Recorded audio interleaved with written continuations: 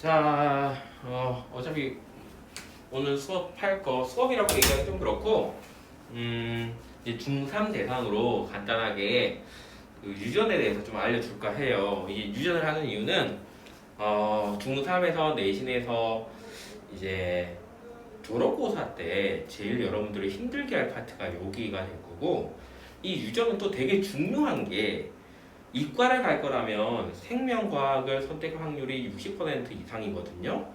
왜냐하면 실제로 지금 통계가 그래요. 대부분의 학생들이 생명과학을 하게 되는데 이건 수능 때 얘기고 내신만 보면 거의 뭐 90% 이상 생명을 하게 될 겁니다.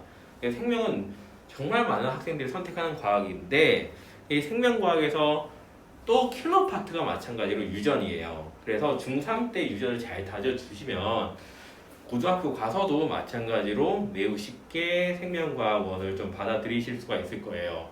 그래서 이쪽 파트를 조금 제가 정리를 좀 해드릴까 해요.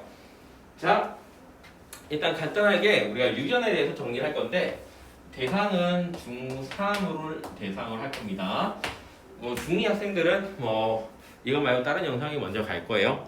이거 말고 이제 중2 내신에서 좀 킬러가 되는 파트들 먼저 나갈 건데 우리 중3 애들은 유전 이거 진행하시면 될 것 같고요.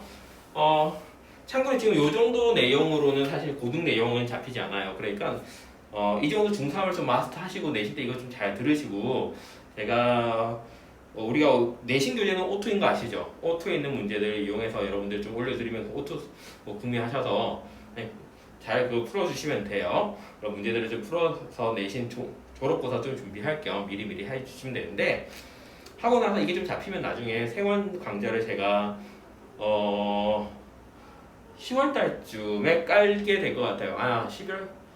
10월 달 맞네요. 10월 달쯤에 깔게 될 것 같은데 그때 가서 생원에 들어와 오셔서 이거보다 좀 더 심화된 유전 파트를 좀 같이 학습해 보면 될 것 같아요. 그리고 참고로 중3 애들한테는 좀 제가 간단하게 정리해드리면 생원 그 깔면서 동시에 동시는 아니지 이제 그 끝나고 나면 이제 11월 달에 11월 14일, 15일 이때쯤에 고1 내신 강좌를 제가 깔 거예요. 그러니까 일단은 고1 내신에 보면은 이런 유전 나오진 않는데 유전에 들어가는 뭐 중심 원리와 이런 것들이 좀 들어가요. 가장 핵심되는 개념들 배우니까 그게 또 내신 때 또 많이 짜증나게 하거든요. 고1 여러분 이제 중3은 대입이에요. 이제 그치? 대입을 준비해야 되는 시기가 이제 커밍 순 정말 다가오기 때문에 고등 내신 완벽하게 잡기 위해서 좀 웬만하면 고등과학 이거는 문이과 상관없는 거 아시죠? 내가 뭐 국문학과를 가겠다. 그래도 고1 때는 마찬가지로 통합과학은 해야 돼요. 그러니까 그 통합과학 분야니까 웬만하면 그때는 좀 같이 통합과학 단단하게 좀 다질 수 있었으면 좋겠어요. 자, 그렇게 좀 진행을 할 거고 자, 일단 유전 파트 이거 진행할게요. 이게 사람의 유전에 대해서 간단하게 설명해 드리면요. 그 여러분들이 왜 딱 보면 알겠지만 내가 왜 이렇게 생겼겠니? 간단해. 엄마, 아빠 두 개 유전자 딱 섞어서 반반 섞어서 내가 나온 거야. 엄마의 절반, 아빠의 절반 만들어진 게 하필이면 저인 거지. 근데 그런 말 들어봤죠? 유전자 몰빵. 그치?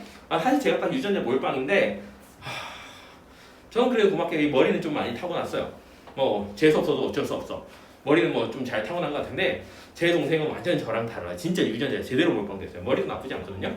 근데 사실 제 동생이 거의 보면은 그 모델이에요. 몸매부터 시작해서 지금 뭐 외모까지 해서 뭐 모델이라서 어렸을 때부터 저 동생하고 되게 많은 비교를 당했어요. 저희 할아버지가 되게 잘생기셨거든요. 근데 할아버지가 저를 보더니 제가 집에서 태어난 첫 아들이었대요. 그래서 딱 보더니 그래도 아들이구나 했는데 얼굴이 아닌 거야. 내 얼굴이?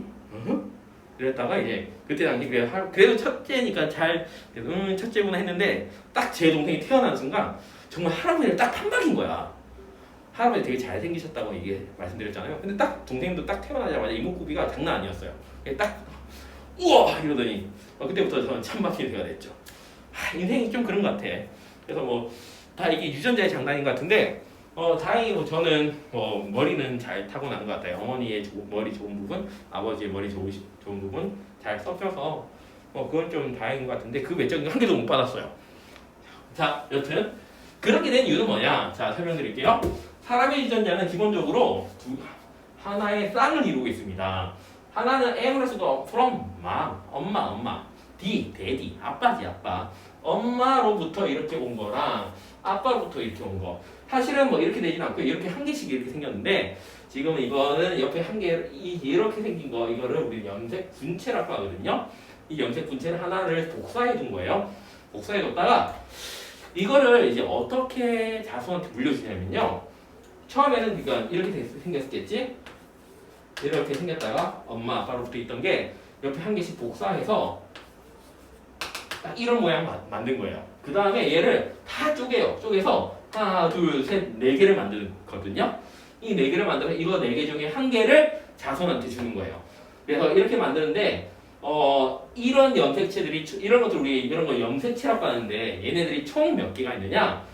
23쌍이 있습니다. 그리고 이 중에 엄마로부터 받은 거, 아빠로부터 받은 거 보시면 크기나 모양은 대부분 비슷해. 안에 있는 정보는 다르지만 안에 얘는 어떻게 생겼는지 어떤 식으로 생겨 먹었는지에 대한 이런 정보들은 다 다르게 생겼지만 얘의 전체 유전자 자체의 모양, 염색체 자체의 모양은 똑같아요. 겉보기엔 큰 차이 없어요. 이런 것들 우리는 뭐라고 하느냐? 엄마로부터 받은 거, 아빠로부터 받은 거. 이걸 우리 같은 모양의 염색체다. 상동 염색체라고 얘기합니다. 형상이 같은 염색체다라고 얘기하죠. 자, 이렇게 얘기하고요. 이 23쌍의 염색체 중에서는 22개의 상염색체와 상염색체는 일반적인 염색체라는 뜻이에요. 근데 한 쌍의 성염색체가 있습니다. 이 성염색체는 여자는 XX, 남자는 XY의 염색체를 가집니다. 자, 물론 이건 사람에서만 그렇고요. 일부분은 이게 좀 다른 경우도 있어요. 암컷 같은 경우에 남자는 그냥 X예요. 암컷 수컷이지 수컷.